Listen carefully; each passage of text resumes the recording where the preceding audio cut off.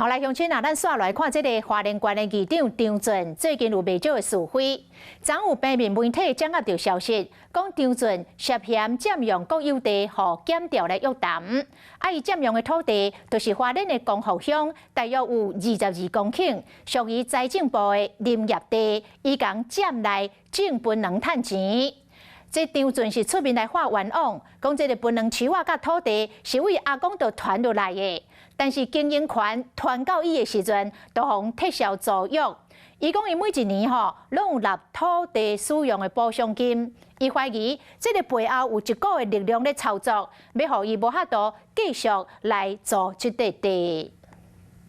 穿乌色靴仔，今日去关调站，花莲县议长张俊22号去检调约谈，因为伊长期占用国有山坡地，占槟榔园赚大钱。根据平面媒体报道，这个国有地伫咧花莲县光复乡的水港段，总面积超22公顷，土地权算是财政部国有财产属回，却变成做是山坡地保育区的林业用地。不过张俊敢若涉嫌占用2公顷来建造槟榔园，可能会损动水土环境，却民众检举。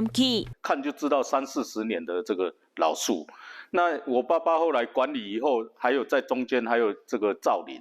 后来换我，他就撤销这个租约，就每年